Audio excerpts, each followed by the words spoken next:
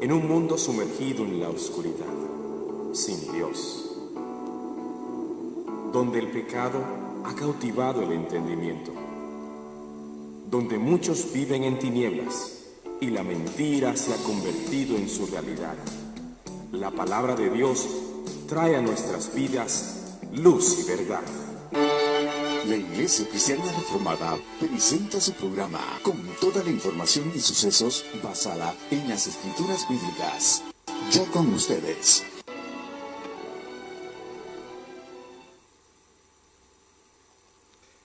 Buenas noches, amados hermanos. En este día, miércoles de estudio, tenemos una continuación de lo que la semana pasada estuvimos viendo, que fueron las profecías cumplidas de Daniel, del capítulo 8 y 9, donde pudimos ver en esas lecturas, pudimos ver cómo se cumplió todo las 70 semanas y todo esta visión que Daniel tuvo en estos dos capítulos. Hoy vamos a adentrarnos en el capítulo 10 y 11, que lo que hace es no tanto detallar el nacimiento de Jesús y algunos eventos como los cambios de imperios, simbolizados en algunos animales como el carnero, el macho cabrío. Hoy vamos a ver algunas batallas que se gestan ahí y también una visión que tiene Daniel en estos dos capítulos. Primeramente vamos a orar y dar gracias. Señor, en esta hermosa noche queremos darte gracias por todas las bendiciones que tú has venido aportando a tu pueblo, a cada hogar, a cada hermano. Tus bendiciones han sido múltiples. Queremos pedirte que nos ilumines, que nos guardes de todo mal, Señor, que ilumines nuestras mentes para poder entender tu palabra a plenitud. Y ayúdanos con los eventos que tenemos este fin de semana, Señor, de ir a dar comida a los indigentes. Bendice las manos de mis hermanas y todos los que van a trabajar en este evento tan importante para llevar un poquito de alivio a estas personas que pasan frío, Señor. Te pido que tú nos dirijas hoy con tu Espíritu Santo. En el nombre de Jesús te lo pedimos. Amén. Queremos aprovechar el momento para extenderle a mi hermano Marvin Arias, un abrazo. Nuestro hermano perdió a su padre hoy y entonces, hermano, estamos contigo. Que Dios te bendiga mucho en este momento. Bueno, hoy vamos a hablar de las profecías del libro de Daniel, capítulo 10. Quiero que ustedes saquen el libro, su Biblia, y quiero que vayan caminando con la Biblia conmigo, por favor. Y vamos a ir sacando lápiz y vamos a ir sacando también un cuaderno para ir tomando apuntes. Bien, tienen el libro de Daniel, capítulo 10. Vamos a empezar. Dice el versículo 1. En el año primero del rey de Persia fue revelada la palabra a Daniel, llamado Belsasar, y la palabra era verdadera y el conflicto grande. Pero él comprendió la palabra y tuvo inteligencia en la visión. En aquellos días, yo, Daniel, estuve afligido por espacio de 3 semanas.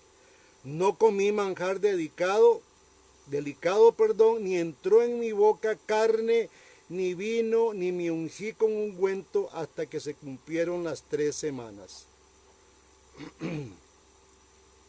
Hasta que se cumplieron las 3 semanas, dice el versículo. Vamos a parar ahí en el versículo 3. Vamos a tratar de entender quién era Ciro. Ciro fue, ¿recuerdan ustedes que había en el carnero uno que tenía un cacho más alto que el otro? Ciro era ese cacho grande, ese cuerno grande. Ciro el Grande surgió en la historia en el año 559 antes de Jesucristo y surgió como un gobernador de una pequeña provincia en Asán que estaba bajo el yugo de Media.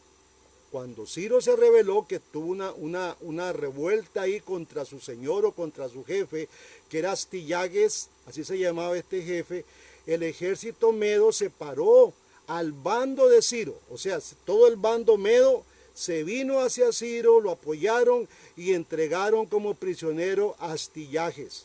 Entonces Ciro fue elegido por los medos para ser su rey. la capital del imperio, que era Ecbatana en aquel tiempo, pasó a manos de Ciro sin ninguna lucha, o sea, fue tomada fácilmente. Fue cuando la Persia moderna, lo que es el norte de Asiria, parte de Armenia, Asia Menor, hasta el río Jalis, pasó a manos de Ciro. Y ya restablecido Ciro como rey de Babilonia, Babilonia cae, como Ciro es restablecido como rey de los persas, cayó Babilonia en manos de Ciro en el año 539 antes de Jesús. Ahora vamos a ver esto que enseña la Biblia. Segunda de Crónicas, vamos a ir dando algunos respaldos bíblicos de todos estos eventos que estamos hablando. Segunda de Crónicas 36:2 nos dice: mas al primer 36:22, mas al primer año de Ciro, rey de los persas, para que se cumpliese la palabra de Jehová por boca de Jeremías, Jehová despertó el espíritu de Ciro, rey de los persas, el cual hizo pregonar la palabra y también por escrito por todo el reino, diciendo: así dice Ciro, rey de los persas, Jehová, el Dios de los cielos, me ha dado todos los reinos de la tierra, y él me ha encargado que le edifique casa en Jerusalén, que está en Judá. Quien haya entre vosotros, dice Ciro, de todos los pueblos, sea Jehová su Dios, sea con él y suba. Bien, aquí vimos arriba que Daniel tuvo una gran aflicción. Esto es una prueba de cómo Ciro es tocado por Dios y es el que da el banderazo para que el pueblo de Israel, a través de Zorobabel, a través de Nehemías y a través de Esdras, vayan a reconstruir el pueblo. Pero toda esta enfermedad y toda esta calamidad que tuvo Daniel, como leímos en los primeros capítulos, que no le permitió comer ni beber nada, fue producto de los dos capítulos anteriores, 8 y 9, que le generó todo un conflicto al ver esta visión. Ahora, Daniel, vamos a avanzar al versículo 4 del capítulo 10 de Daniel. Dice lo siguiente: el día 24 del mes primero estaba yo a la orilla del río Hiddekel, y alcé mis ojos y miré, y aquí un varón vestido de lino fino, y ceñido sus lomos de oro de Ufaz. Su cuerpo era como de berelio, y su rostro parecía un relámpago, y sus ojos como antorchas de fuego, y sus brazos y sus pies de color de bronce bruñido. Y el sonido de las palabras como estruendo de una gran multitud. Y solo yo, Daniel, vi aquella visión, y no la vieron los hombres que estaban conmigo, sino que se apoderó de ellos un gran temor, y huyeron y se escondieron. Versículo 8. Quedé pues yo solo, y vi en mi gran visión, y no quedó fuerza en mí antes mi fuerza se cambió en desfallecimiento, y no tuve vigor alguno. Pero oí el sonido de sus palabras, y al oír el sonido de sus palabras, caí sobre mi rostro en un profundo sueño, con mi rostro en tierra. En este versículo 5 y 6 vemos cómo Daniel tiene una gran revelación, y este es un varón con una apariencia. Y si ustedes leyeron también en Ezequiel, hay una visión muy parecida a esta. Esta apariencia de varón es como la apariencia de Cristo, porque está retratando casi que exactamente lo que Apocalipsis 1:12 dice. Y quiero leerles Apocalipsis capítulo 1, versículo 12. Dice así, y este es Juan, nuestro hermano Juan, ¿verdad? Juancito, que ve esta visión en el primer capítulo de Apocalipsis, versículo 12. Y me volví para ver la voz que hablaba conmigo, dice Juan, y vuelto vi 7 candeleros de oro, y en medio de los 7 candeleros a uno semejante al Hijo del Hombre, vestido de una ropa que llegaba hasta los pies y ceñido por el pecho con un cinto de oro. Su cabeza y sus cabellos eran blancos como lana blanca, como nieve, sus ojos como llama de fuego, y sus pies semejantes al bronce bruñido, refulgente como en un horno, y su voz como estruendo de muchas aguas. Tenía a su diestra 7 estrellas, y de su boca salía una espada aguda de 2 filos, y su rostro era como el sol cuando resplandece en su fuerza. Cuando le vi, caí como muerto a sus pies, y él puso su diestra sobre mí, diciéndome: no temas, yo soy el primero y el último, y el que vivo y estuve muerto, mas he aquí que vivo por los siglos de los siglos. Amén. Y tengo las llaves de la muerte y del Hades. Escribe las cosas que has visto, y las cosas que son y las que han de ser después de estas. El misterio de las 7 estrellas que has visto es, dice, en mi diestra, y de los 7 candeleros de oro, las 7 estrellas son los ángeles de las 7 iglesias, y los 7 candeleros que has visto son las 7 iglesias. Es notorio aquí, hermanos, que esta visión que tiene Daniel es similar a Cristo, y nos atrevemos a decir que lo que Daniel estuvo viendo ahí fue al mismo Señor, pero reencarnado, o sea, a un Jesús ya resucitado, cuando venga en su gloria, porque se asemeja a lo que está hablando Apocalipsis. Y es muy notorio en todo esto que estamos viendo, tanto en el Antiguo Testamento, que cada vez que Cristo le aparece a alguien, la mejor solución siempre es desánimo. Siempre hay un desgano, la gente se espanta, y vamos a ver el versículo 8 para poder probar esto. Dice el versículo 8, quedé pues de Daniel capítulo 10, estamos en Daniel capítulo 10, quedé pues yo solo y vi esta gran visión, dice, y no quedó fuerza en mí. Antes mi fuerza se cambió en desfallecimiento, y no tuve vigor alguno. Pero oí el sonido de sus palabras, y al oír el sonido de sus palabras caí sobre mi rostro en un profundo sueño, con mi rostro en tierra. O sea, hermanos, este versículo 8 retrata que cada vez que alguien tiene una visión de Cristo, este hombre queda casi fulminado. Y así ha sucedido a través de todas las lecturas bíblicas que usted puede encontrar en el Antiguo y en el Nuevo. Vemos el caso de Pablo, ¿verdad? Se le presenta al Señor y quedó ciego y espantado. Igual ocurrió con otros hombres atrás, espantados totalmente quedaron. Mediante esta garantía, porque Daniel en capítulo 9 y en el capítulo 8 y ahora en este capítulo 10, van a ver cómo Daniel es el amado de Dios, es un siervo amado por Dios, y mediante esta gran garantía que él es el amado de Dios, se le anima y prepara para que oiga el mensaje que tiene que oír y llevar, que es un mensaje para los postreros días. Daniel 10:13 dice lo siguiente: mas el príncipe del reino de Persia se me opuso durante 21 días. Esto lo dice este hombre que se le aparece en visión a Daniel, que al parecer es Cristo. Esto es interesante, hermanos.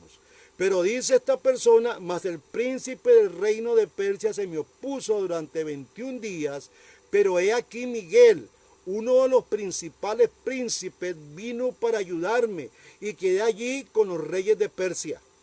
He venido para hacerte saber lo que ha de venir a tu pueblo en los postreros días, porque la visión es para esos días. Ok, pareciera que es aquí Miguel está personificado, y esta visión de este varón que parece que es Cristo, parece que está personificado. Pero cómo el príncipe del reino de Persia se está oponiendo a Jesús, y esto es en un ambiente espiritual. Esta es una misteriosa escena de esa batalla espiritual en la que Cristo mismo pelea a favor de su pueblo en contra de los espíritus hostiles de los cuales habla Pablo. Pablo dice en Efesios capítulo 6, versículo 11, dice estas palabras que usted conoce. Dice: vestidos de toda armadura de Dios, para que podáis estar firmes contra las acechanzas del diablo. Porque no tenemos lucha contra sangre y carne, sino contra principados, contra potestades, contra los gobernadores de las tinieblas de este siglo, contra las huestes espirituales de maldad de las regiones celestes. Recordemos que el libro de Daniel tiene como tema principal que Dios es soberano sobre todos los eventos, sobre la historia, sobre las personas, sobre las naciones y sobre los pueblos. Así que la historia está siendo dirigida aquí por Dios mismo. Por eso es que Dios va y se enfrenta en un estado espiritual, como podemos ver, a príncipes para que Dios pueda conducir la historia porque Él es soberano. Lo que Él ha dicho que se va a hacer, eso se va a hacer. Ahora, Daniel versículo 21, Daniel 10:21 dice, pero yo te declararé lo que está escrito en el libro de la verdad, y ninguno me ayuda contra ellos sino Miguel, vuestro príncipe. Parece que Miguel, el ángel Miguel o arcángel Miguel, era el príncipe, esos principados espirituales que defendía al pueblo de Israel. Esto es lo que nos deja ver este texto. La visión que trae Daniel son eventos que han de venir en los tiempos postreros, tiempos más adelante, casi unos 200 años por ahí, y de lo que, y 160, 200 años de lo que va a acontecer después de Daniel. Capítulo 10, versículo 20. Vamos a ver qué fue lo que le dijo este personaje. Él me dijo, ¿sabes por qué he venido a ti? Pues ahora tengo que volver para pelear contra el príncipe de Persia, y al terminar con él, el príncipe de Grecia vendrá. Esta es la visión que empieza a relatarle este varón. Como dije ahora hace poco, hay que recordar que el libro de Daniel tiene como tema principal la soberanía de Dios sobre el tiempo, las circunstancias, las naciones y los individuos. De aquí podemos entender nosotros, hermanos, que la lucha es para llevar a cabo sus propósitos. Recordemos que Dios trabaja hasta el día de hoy. Él está en un constante trabajo y está luchando. Pero yo quiero que ustedes vayan a Isaías, porque esto tiene que ser bello. Cómo Dios conduce, como nuestro Dios soberano conduce nuestra historia. Y ha conducido la historia de todos los pueblos, de todas las naciones del mundo. Isaías 44:26 dice así: yo, el que despierta la palabra de su siervo y cumple el consejo de sus mensajeros, dice a Jerusalén, serás habitada, y a las ciudades de Judá reconstruidas serán, y sus ruinas reedificaré. Que dice a las profundidades, secaos, y tus ríos haré secar. Versículo 28. Que dice de Ciro, es mi pastor. Vea qué palabras más difíciles de entender. Un rey pagano está siendo dirigido por Dios y Dios le da el título de pastor. Versículo 28, se lo repito. El que dice de Ciro, es mi pastor y cumplirá todo lo que yo quiero. Al decir a Jerusalén, será edificada y el templo será fundado. 45:1, de ahí mismo de Isaías, vamos a pasar una página más. Dice así, capítulo 45, versículo 1. Así dice Jehová a su ungido, a Ciro. Hombre, estas palabras ungido, hay que poderlas entender un poquito. Así dice Jehová a su ungido, a Ciro.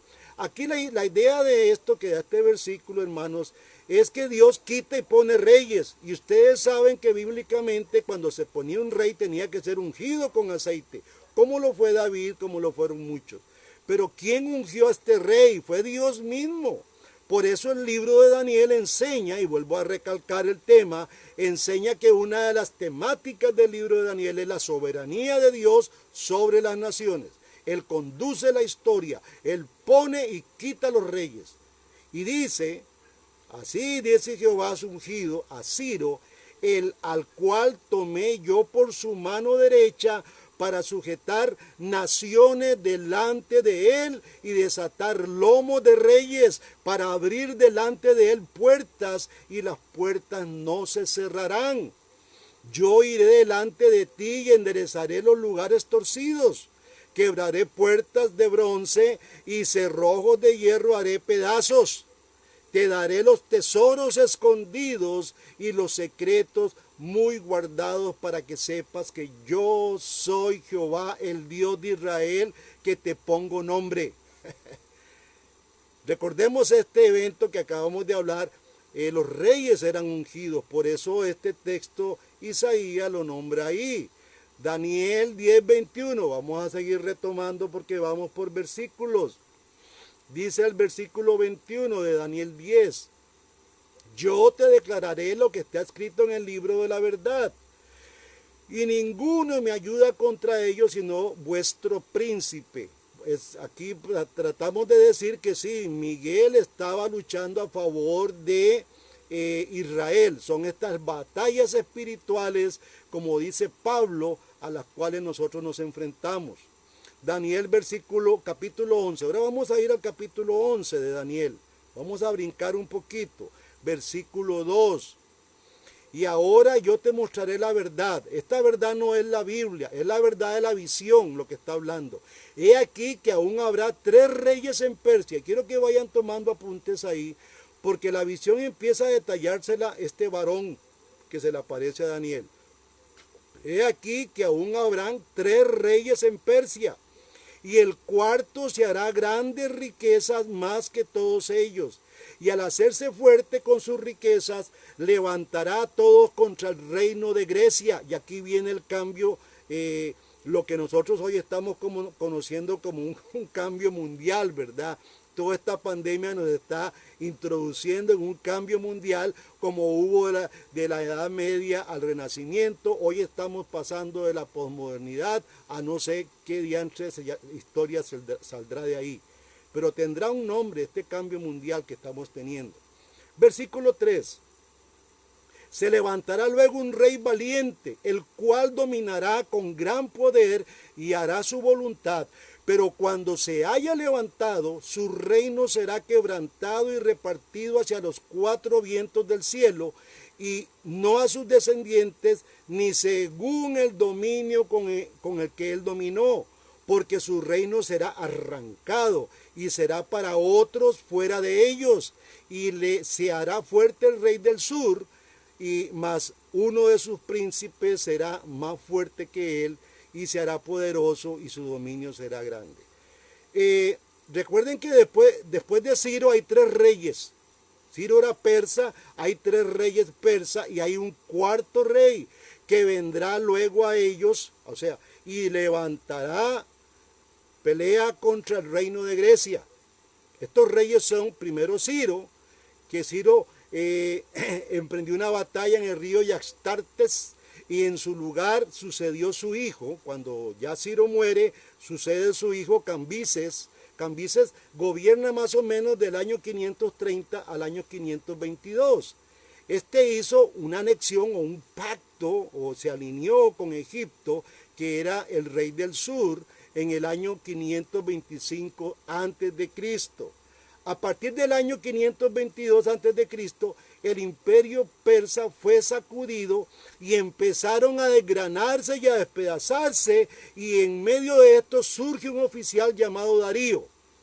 Darío es uno de los reyes de los medos persas que gobierna del 522 al 486. Era hijo de un sátrapa de Istapastes. Los sátrapas, tal vez no entendemos qué son estos. Los sátrapas eran gobernantes déspotas. Yo creo que Costa Rica tiene un sátrapa en el gobierno hoy, algo muy parecido. Son déspotas al estilo de Hitler, al estilo de estos rusos que despedazaron en esos tiempos estos países. El cuarto gobernante es el hijo de Darío, que se llamó Jerjes. Jerjes gobierna más o menos del 486 al 465. Y este Jerjes fue asesinado por Artajerjes, que a su vez gobierna del 465 al 424.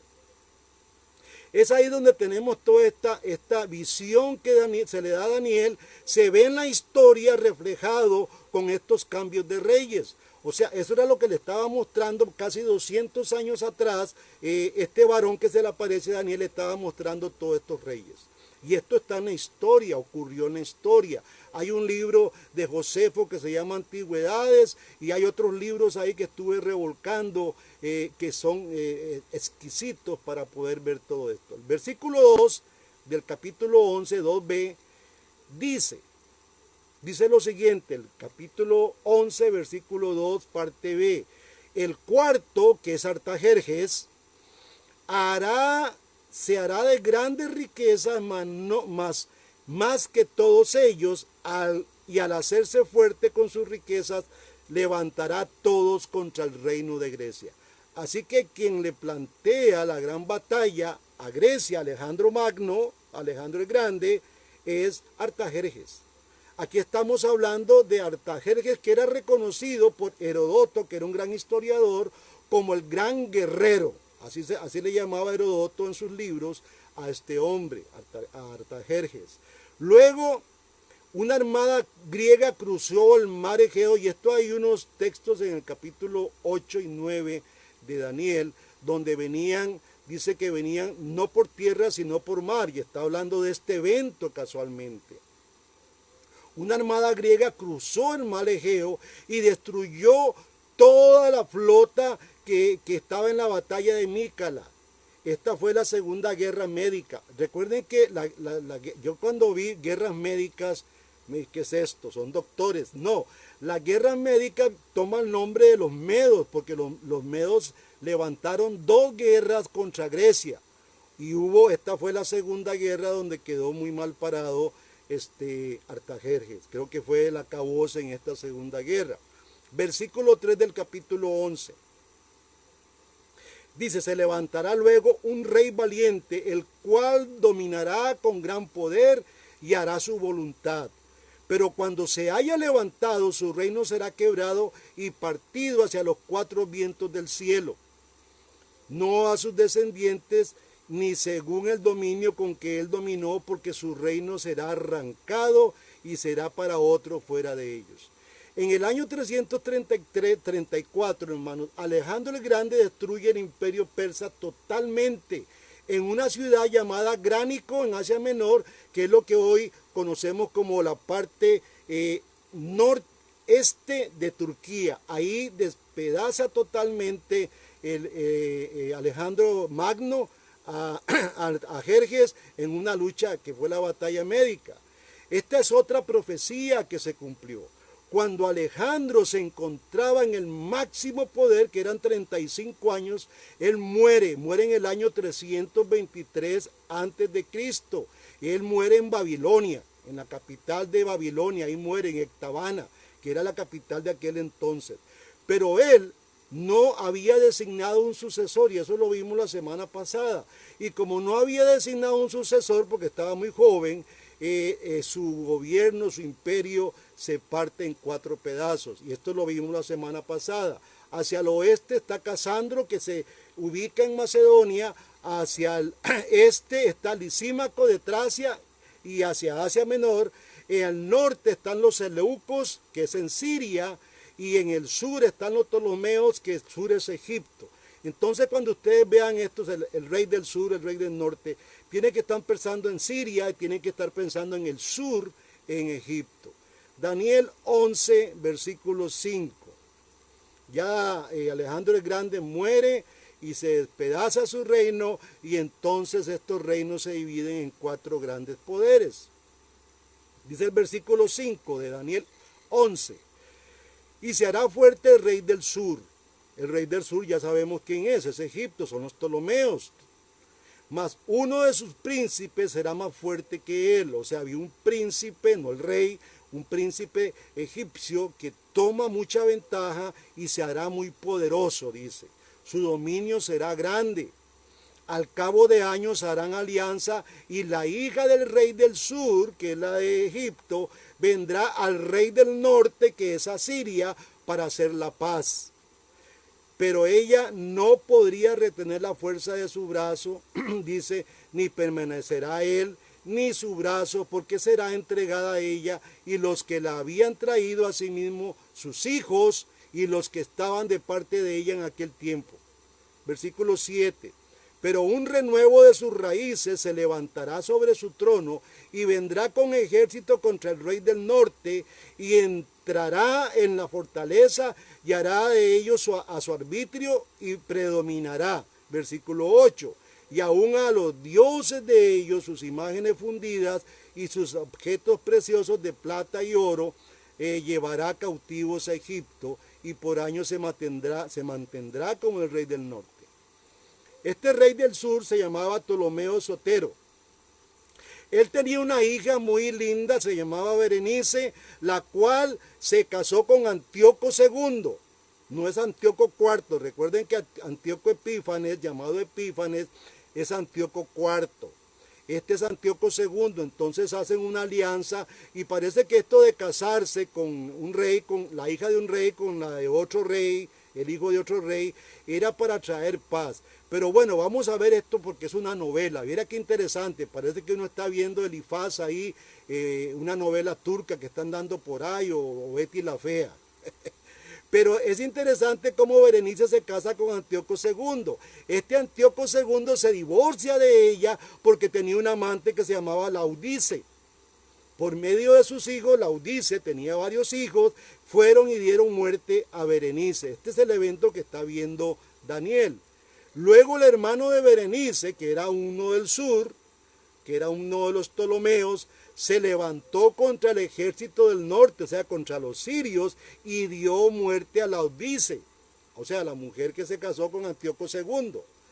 Y esto parece la novela Elif, ¿verdad? No sé, los noveleros ahí que ven novela, y es una trama ahí de amorío y de despecho y de matazones. Y así continúan las guerras en este, dime qué te diré, hasta que llegamos a Antíoco IV. Y Antíoco IV es la persona de la cual Daniel ve en visión, ve todas estas guerras, pero Daniel ve en visión a este hombre, este cuerno pequeño que crecía muy hacia la tierra gloriosa. Versículo 21 del capítulo 11. Dice, y le sucederá en su lugar un hombre despreciable, al cual no darán la honra del reino, pero vendrá sin aviso y tomará el reino con halagos. Las fuerzas enemigas serán barridas delante de él como una inundación de agua. Serán de él todo destruido, junto con el príncipe del pacto. Y después del pacto con él, engañará y subirá y saldrá vencedor con poca gente. Esta es la carta de presentación de Antíoco Epífanes, hermanos. Llamado Epífanes, después la palabra Epífanes significa lustre, pero los enemigos de Antíoco el IV o Antíoco Epífanes le ponen Antíoco Epímanes, que significa Antíoco el loco, porque era un loco tremendo. Veamos lo que ocurre en el versículo 24. Estando la provincia en paz y en abundancia, entrará y hará lo que no hicieron sus padres ni los padres de sus padres. Botín, despojos y riqueza repartirá a sus soldados, y contra las fortalezas formará sus designios, y esto por un tiempo, y despertará sus fuerzas y su ardor contra el rey del sur con gran ejército. Y el rey del sur se empeñará en la guerra con grande y muy fuerte ejército, mas no prevalecerá porque le harán traición. O sea, se levanta una escaramuza, una guerra entre Antíoco IV y los Ptolomeos, y hay siempre en estas guerras, hay los traidores, los famosos traidores que traen, y si usted ha visto las películas de Enrique o una película que vimos ahora, Enrique, que tenía también gente de su lado que los traicionó en una lucha contra los franceses. Fue interesante esa película. Y también Arturo, otra película muy interesante, y es una historia real de los años 1300 por ahí, 1400, donde se da todo este evento. Ahora, estando la provincia en paz, había una paz rotunda. Cuando los hombres piensan que todo estaba seguro, él aparece de repente tomando el botín, dice. Pero de repente aparece tomando el botín y todas las riquezas, y aún tomó la tierra de Egipto. O sea, Antíoco Epífanes fue un hombre despiadado. Versículo 29 dice, al tiempo señalado volverá al sur, mas no será la postrera venida como la primera. O sea, va a ser menos agresiva que la primera venida. Aquí se nos describe en esto la tercera campaña contra Egipto, porque hubieron 3 grandes campañas, o sea, 3 grandes guerras sobre el cual el libro de Daniel guarda silencio. La tercera guerra, el libro de Daniel no habla, pero hay un escritor que ya les dije que se llama Josefo, y también estuve acudiendo a un escritor católico, historiador, que maneja toda la historia de Israel, que se llama John Britt, en un libro que se llama La historia de Israel. Él describe toda esta guerra silenciosa que Daniel, la tercera batalla de Antíoco IV contra los Ptolomeos, que Daniel no la describe, pero que ocurrió el evento. Versículo 30 del capítulo 11 dice, porque vendrán contra él naves de Quitín, o sea, van a venir contra Antíoco Epífanes naves de Quitín. Aquí vamos a detenernos un segundito porque Quitín, no nos suena nada, pero Quitín es Roma. Entonces Roma viene a hacer una guerra tremenda contra Antíoco Epífanes. Dice, y él se constristará y volverá y se enojará contra el pacto santo y hará según su voluntad. Volverá pues y se entenderá con los que abandonen el santo pacto. Y se levantarán de su parte tropas que profanarán el santuario y la fortaleza y quitarán el continuo sacrificio y pondrá la abominación desoladora. Es decir, Quitín, como habíamos dicho, es Roma, y su presencia hizo que Antíoco Epífanes abandonara Egipto y volvió la atención hacia el pueblo de Israel, hacia Palestina. Resulta que un sábado Jerusalén fue atacada y fue erigido un altar pagano en el holocausto, en el altar del holocausto de los judíos. Es cuando Roma acobarda o atemoriza con su presencia a Antíoco Epífanes, que Antíoco se va hacia Palestina, con los cuales había hecho un pacto. Esto del pacto es una anexión, un pacto que había tenido, que al fin de cuentas Antíoco no lo cumple porque era un hombre perverso.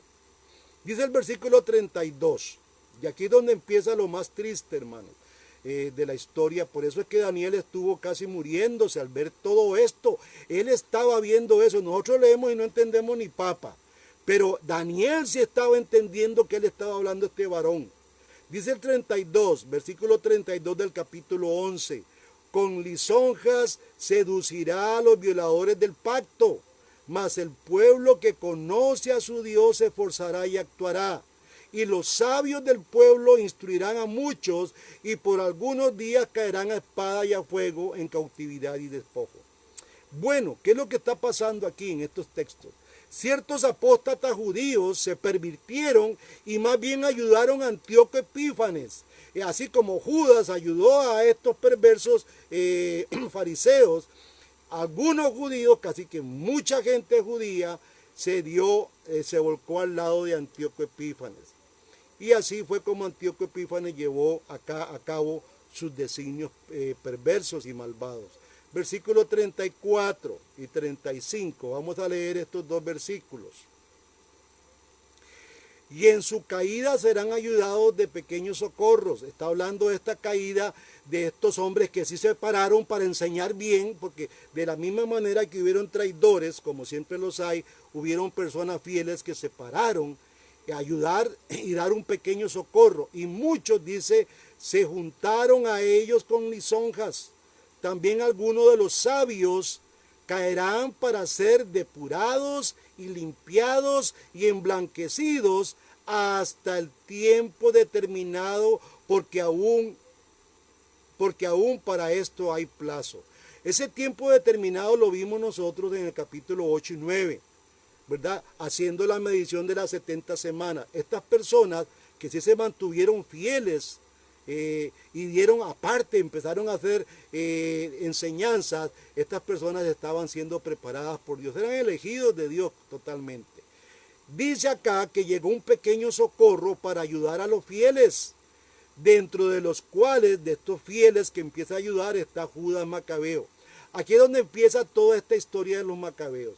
Judas Macabeo fue un hombre libertador, un hombre que luchó para la sanidad, no solamente del pueblo de Israel, sino también de su religión, de todo lo que competía la religión. Recuerden que Israel venía saliendo de Babilonia, pasó por Persia y fue un contingente pequeño, 3 grandes contingentes que salieron a reconstruir la nueva ciudad. Dentro de ellos Zorobabel, que llegó a ser gobernador de Israel, después llegó Esdras y después Nehemías y terminaron la construcción del templo. La rebelión de este hombre macabeo demostró un gran éxito porque el 25 de julio del año 165 antes de Cristo se restaura el altar y el templo y se oficia ahí sacrificios para el Dios de los cielos. Interesante, versículo 36 del capítulo 11, el rey dice, y el rey, hablando de Antíoco Epífanes IV, y el rey hará su voluntad y se ensoberberá y se engrandecerá sobre todo Dios, y contra el Dios de los dioses hablará maravillas, y prosperará hasta que sea consumada la ira, porque lo determinado se cumplirá. Esto pareciera, porque si empieza a hablar maravillas de Dios, Josefo, Antíoco IV, o Antíoco Epífanes, o Antíoco el Loco, como lo llamaban. Y vamos a ir viendo, yo tuve que recurrir a la Biblia católica, a la Biblia de Jerusalén, para poder encontrarme con algunos textos de Macabeos que no están en nuestras Biblias por ser libros deuterocanónicos. Estos versículos son aplicables a Antíoco Epífanes o Antíoco el IV. Pero sin lugar a dudas, el anticristo es el individuo a quien estas palabras se cumplen plenamente. O sea, está representado aquí el anticristo en la persona de Antíoco Epífanes o Antíoco IV. En los siguientes versículos se van a describir otras acciones que atribuyen o son atribuibles al hombre de pecado, que es el que representa Antíoco Epífanes. Versículo 37 del capítulo 11. Dice, del Dios de sus padres no hará caso, ni del amor de las mujeres. Escúcheme este versículo bien, porque es un versículo bastante oscuro, pero trae luz a algunas ideas. Del Dios de sus padres no hará caso, ni del amor de las mujeres, ni respetará a Dios alguno, porque sobre todo él se engrandecerá. Sabemos nosotros que Antíoco Epífanes era un rey gentil, hijo de padres idólatras que no conocían a Dios. Esta expresión posiblemente no está dado al inicio acerca del origen del anticristo, pueda que no. La expresión que indica que no hará caso ni al deseo o al amor de las mujeres da una pequeña sensación, hermanos, y esto lo digo yo con mucho temor, pero da una pequeña sensación este texto de que no dice, vamos a ir al versículo 37, de que no hará caso del Dios de los padres ni del amor de las mujeres. Da un pequeño indicio de que este hombre va a ser un perverso homosexual. Da esa sensación de que el anticristo, como fue Antíoco Epífanes, va a ser un homosexual porque no va a hacer caso al amor de las mujeres. Estuve buscando y no encontré otra definición más que esta, o sea, es la única que queda, porque ¿qué hombre no va a responder ni va a atender al amor de las mujeres? Solamente un homosexual, homosexual al estilo clásico, ¿verdad? Ahora hay muchas variantes de homosexualismo. Versículo 38 dice, mas honrará en su lugar al Dios de las fortalezas, Dios que sus padres no conocieron, lo honraron con oro y plata, con piedras preciosas y con cosas de gran precio. Al parecer, hermanos, este versículo es lo que nos enseña, el que se concentrará en gastar todos los recursos que pueda en proyectos militares, con el objetivo de poder dominar a toda la población mundial. Este era el único objetivo de este hombre perverso. Versículo 39. Con un Dios ajeno se hará de las fortalezas más inexpugnables y colmará de honores a los que le reconozcan y por precio repartirá la tierra. Mire, cuando yo veo este versículo veo toda la corrupción de los estados. Todos los estados viven esta corrupción. Si usted está conmigo, yo te doy. Tienes que decir unas cuantas mentiras. Di esto, di aquello, di lo otro y vas a tener conmigo un bienestar. En la historia de los imperios, hermanos, han pasado y han existido grandes conquistadores militares, como lo fue Alejandro el Grande, como lo fue Ciro, que fue un gran gobernante militarista, y como lo fue también Gengis Khan, entre otros.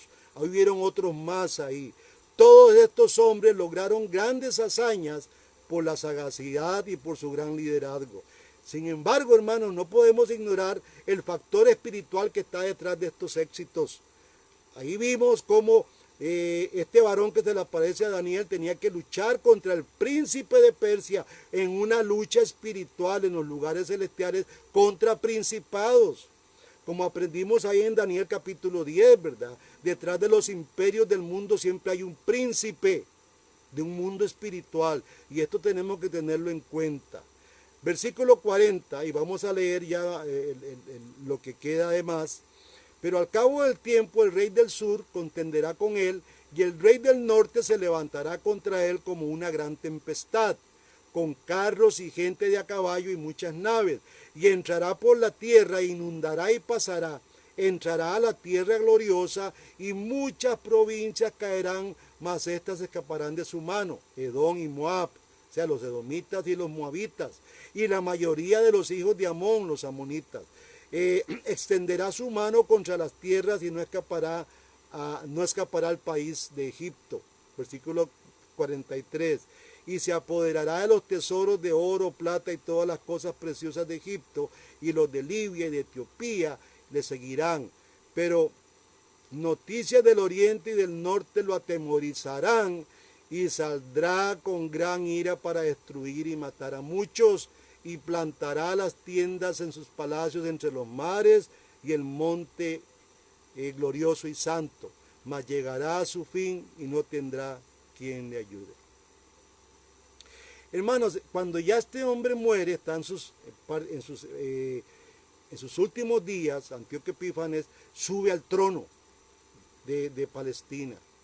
Y ahí en ese momento estaba un sumo sacerdote que era Unías III, era el sumo sacerdote que era un poco conservador.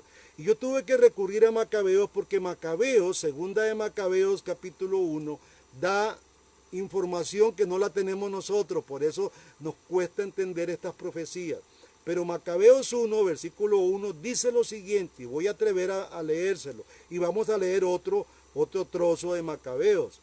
Simón, antes mencionado, delator de los tesoros del templo y traidor a la patria, o sea, este Simón era un traidor judío, calumnió a Unías, que era el sumo sacerdote, como si él hubiera maquinado lo que había espantado a Heliodoro. Y fue la causa de lo que andaba mal, esta fue la causa de lo que puso mal el problema. Versículo 12, incluso se atrevió a acusar de conspirador contra el Estado al que era mayor bienhechor de la ciudad, defensor de sus compatriotas y celoso observante de la ley, como lo era Onías. La enemistad entre ellos vino a ser tal que incluso patriotas de Simón cometieron crímenes. Onías vio los peligros que entrañaba aquella rivalidad intolerante, e incluso Apolonio, hijo de Menesteo, gobernador de Celesyria y de Fenicia, instigaba a Simón al mal. Por eso fue donde el rey, no para acusar a sus conciudadanos, sino para bien de toda la nación, pues veía que era imposible pacificar la situación y detener las locuras de este hombre Simón sin la intervención del rey. Ahora, Antíoco promovió el culto sirio-helénico hizo locuras, metió gimnasios, quiso helenizar a Palestina y empezó lo que se llamó lo que hoy conocemos como el hedonismo, ¿verdad? El narcisismo. Se enamoraron de ellos mismos, empezaron a endiosarse a sí mismos porque él se endiosó a sí mismo. Y también metió en el altar esfinges como fue el de Zeus y querían que adoraran a Dios con la figura de Zeus. Suspendió los sacrificios regulares junto con la observancia de los sábados y las fiestas tradicionales. Se ordenó destruir todas las copias de la ley y quedó prohibida la circuncisión de los niños. Todo eso hizo este hombre y esto es lo que dejó pálido y pasmado a Daniel, porque habían colegas suyos, paisanos suyos, que estaban de parte de este hombre tratando de destruir la nación de Israel, la nación de donde iba a nacer Jesús, el verdadero Mesías. Y todo aquel que no obedeciera estas órdenes era castigado. Los provocaron y los obligaron a comer cerdo y sacrificó un cerdo en el altar del holocausto. Este hombre fue perverso, cosas que Dios nunca mandó para que el pueblo de Israel hiciera. Ahora, llega la muerte de Antíoco Epífanes y en 2 de Macabeos capítulo 9, que me voy a permitir leerlo y ponga mucha atención, hermano, a esta lectura, porque este libro, este capítulo 9 de 2 de Macabeos, describe la muerte de Antíoco Epífanes. Y entonces yo quiero que ustedes vean cómo fue la muerte. Pongan mucha atención a lo que les voy a leer. Dice, por aquel tiempo, Antíoco tuvo que retirarse de Persia en desorden. Había entrado en la ciudad llamada Persépolis e intentando robar los objetos de culto del templo y apoderarse de la ciudad. Pero la gente se había levantado en armas y Antíoco, derrotado por los habitantes del país, tuvo que emprender una retirada humillante. Cuando estaba en la ciudad de Ecbatana, que era la capital de aquel tiempo de Babilonia, se enteró de lo que había sucedido a Nicanor y a los soldados de Timoteo. Fuera de sí, por la rabia, decidió hacer pagar a los judíos la humillación que habían causado los persas al ponerlos en fuga. Por este motivo, dice, ordenó al conductor del carro que avanzara sin descanso hasta terminar el viaje. Pero el juicio de Dios lo seguía. Y en su arrogancia, Antíoco había dicho, cuando llegue a Jerusalén, convertiré la ciudad en un cementerio de judíos. Eso dijo este hombre. Y aquí viene lo maravilloso, hermano. Pero el Señor Dios de Israel, que todo lo ve, lo castigó con un mal incurable e invisible. Apenas había dicho estas palabras, le vino un dolor de vientre que con nada se le pasaba y un fuerte cólico que atacó todos sus intestinos. Esto fue un justo castigo para quien con tantas refinadas torturas había atormentado en el vientre de los demás. A pesar de todo, Antíoco no abandonó en absoluto su arrogancia. Ahí empezó todo el trato de Dios, la lucha de Dios contra él. Lleno de orgullo y respirando llamas de odio contra los judíos, ordenó acelerar el viaje, pero cayó del carro, que corría estrepitosamente, y en su aparatosa caída se le dislocaron todos los miembros del cuerpo. Así que hasta hacía poco, en su arrogancia sobrehumana, se imaginaba poder dar órdenes a las olas del mar y como Dios pasar las más altas montañas, cayó derribado al suelo y tuvo que ser llevado en una camilla, haciendo ver claramente a todos el poder de Dios.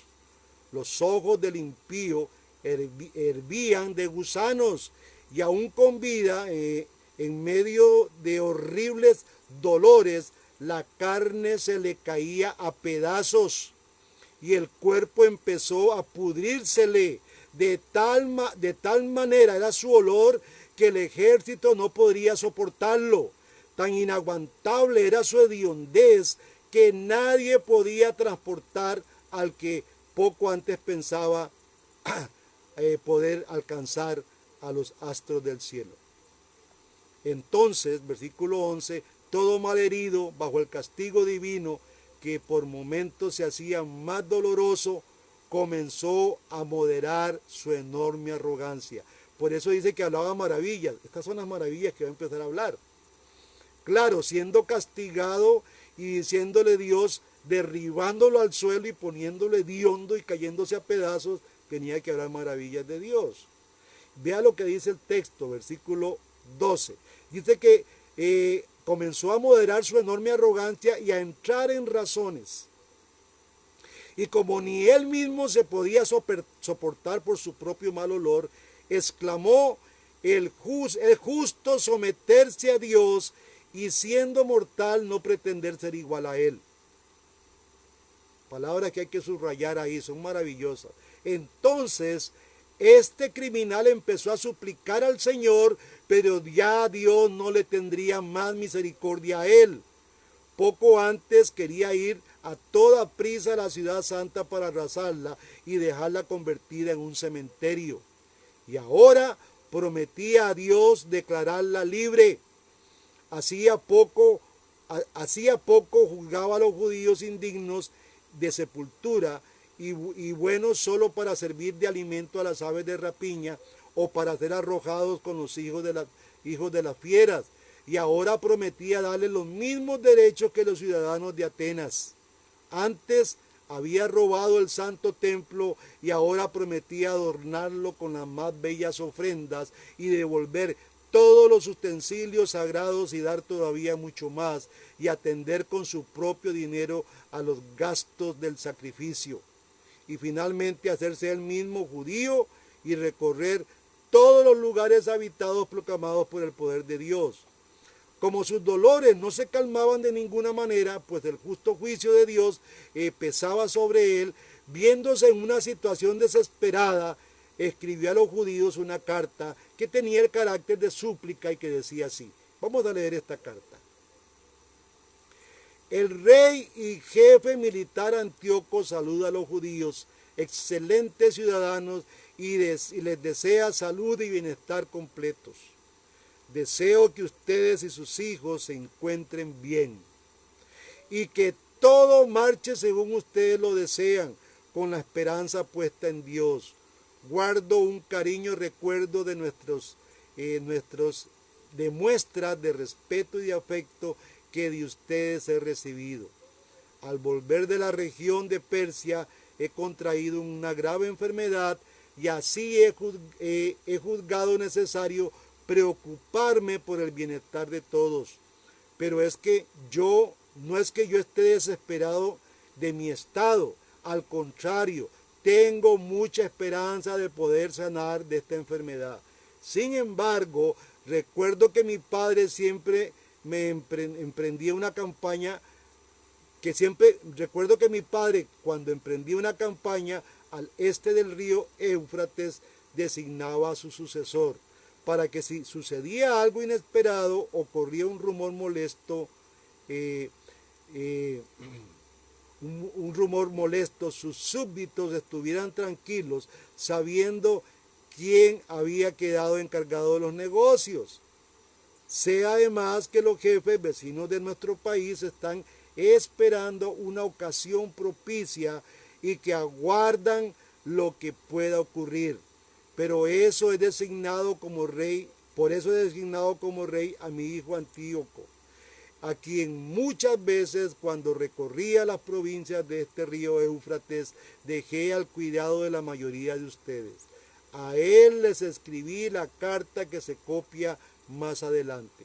Ruego pues encarecidamente a cada uno de ustedes, recordando los beneficios tanto generales como particulares que de mí han recibido, guarden con mi hijo las mismas buenas disposiciones que han tenido para conmigo. Estoy seguro de que él seguirá mi línea de moderación y benevolencia y será condescendiente con ustedes. Así pues, este asesino que injuriaba a Dios terminó su vida con la muerte horrible, lejos de su patria y entre montañas en medio de atroces sufrimientos, como los que él había hecho sufrir a otros.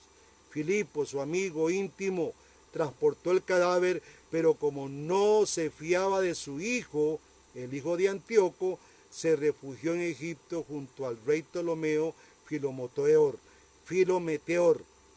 Y así se llamaba este Ptolomeo, nombre para poner a nuestros hijos. Hermanos, en el año 164 a.C., este hombre muere en lo que hoy se conoce Irán, en un lugar llamado Fars. Ahí muere este hombre. Esto es lo que el gran libro de Daniel, capítulo 10 y 11, nos está revelando. Así muere este hombre despreciable, haciendo una carta que parecen los asesores del presidente nuestro. Son buenos, benevolentes, que fue bueno con el pueblo, pero vean cómo termina. Fue atroz la forma en que terminó este déspota, que es un tipo de anticristo. Igual ocurre con Nerón, otro tipo de anticristo.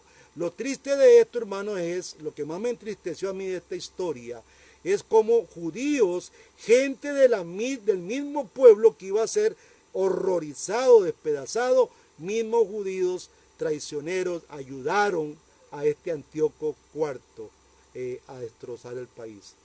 Yo siento que hay muchos pastores, y voy a meterme en este tema porque es importante que usted analice, hermanos.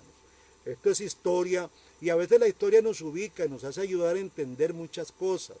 Pero hay muchos pastores que también están vendiendo a Dios, se han unido al enemigo, enseñando doctrinas falsas totalmente, enseñando mentiras, ayudando a Satanás a ganar la batalla. Pero también tenemos un consuelo grande, hermanos, que hay una lucha espiritual donde hay príncipes y potestades con los cuales tenemos que luchar. El pueblo de Israel estaba como muerto, solo Miguel, dice la Escritura, solo Miguel me ayudaba, o sea, ningún israelita se levantó. Y yo creo que hoy hay un sinfín de cristianos que no se levantan a hacer batalla espiritual, a hacer guerra contra los principados que están moviendo a todos estos gobernantes. Es un poco, dirá, hermano, usted parece un penta, pero hermanos, esto es una realidad, es una verdad. No tenemos lucha contra sangre y carne, sino contra potestades, príncipes de los aires que están manejando todo este mundo. Lo bello de todo esto, hermanos, es que la iglesia, a quien se le dio la victoria, a quien se le dio todas las armas para vencer, la iglesia siempre va a salir adelante. Esta es la confianza que tiene que tener usted y yo, porque vamos a salir triunfantes de todo esto. Hermanos, nos están cerrando iglesias en una forma muy preciosa. No escucho por ningún lado a la Alianza Evangélica. No los escucho decir ni A ni B. No he oído nada de ellos, sometidos a los príncipes y potestades de este mundo. Pero hermanos, hay pastores valientes, mi hermano Orlando, mi hermano Marvin, y un sinfín de pastores valientes y de otros países, pastores muy valientes, que sí tenemos que hablar pelear contra estas potestades en una guerra espiritual. Tenemos que levantarla. A aquel tiempo solo Miguel peleaba con Jesús. Bueno, el varón aquel que parece ser Jesús. Pero ahora Jesucristo tiene un ejército grande. Ahí está usted, estoy yo. Y vamos a emprender una lucha contra estos príncipes y potestades que están queriendo dominar este mundo. Hermanos, esto ha sido parte de la investigación, de la enseñanza que hemos tenido. Espero que esto les sea útil. Ya cuando usted agarre el libro de Daniel, espero que entienda un montón de cositas que están muy oscuras ahí. Y estaremos ahí con el capítulo 12, que es el último capítulo, que es un capítulo interesantísimo. Tal vez le damos la otra semana una revisada a ese capítulo. Que Dios me los esté bendiciendo. Recuerden que el viernes tenemos desayuno para indigentes. Vamos a ir en carro como lo hicimos la primera vez. No vamos a exponer a nadie, vamos a ir en carro donde vamos a un indigente, le entregamos el desayuno, y quiero desde ya agradecer a todas las personas que están cooperando para que esto se haga. Que Dios me los bendiga, y vamos a orar para que el Señor nos dé fuerzas en este sueño. Padre, queremos darte gracias por todas tus bendiciones. Gracias por tu amor infinito. Gracias porque has revelado a siervos toda la historia, porque a través de estos libros tú te muestras como el soberano que tiene poder sobre reyes, que tiene poder sobre la historia, un Dios que conduce todo, tienes poder sobre las personas, sobre las naciones, sobre situaciones. Tú eres soberano sobre todo este problema del COVID, Señor, y de toda la gente corrupta que se está aprovechando de esto. Dios, y por eso nos consolamos al ver tu palabra, como tú conduces todo, Señor, y todo lo llevas a un buen puerto, a un término feliz. Horroroso como murió Antíoco, Señor. Nunca había yo visto la muerte de un hombre tan perverso, donde tu misericordia no la pude ver en ningún momento. Vi tu juicio, porque tú eres un Dios de ira, y vi tu juicio reflejado en este hombre. No hubo una gota de misericordia para él. Señor, gracias. Tus misericordias a nosotros son abundantes, más grandes que el océano, más grandes que los cielos. Por eso hoy te alabamos, Señor, y ahora que vamos a nuestras casas, a nuestras camas, a descansar, te pedimos que nos des fuerzas en el sueño para que mañana nos levantemos con buen ánimo y con una buena sonrisa, a hacerle buena cara, a enfrentar todos los problemas que este mundo nos da, Señor. Con un buen ánimo, sabiendo que tú nos das la victoria. En el nombre de Jesús, Señor amado, te damos las gracias y te bendecimos. Hermano amado, que Dios me lo bendiga. Mañana es un día muy especial. Empiece a alabar a Dios desde ya. Pase toda la noche alabando a su Señor, porque Él es quien nos da la victoria. Que Dios me los bendiga y que pasen muy buenas noches.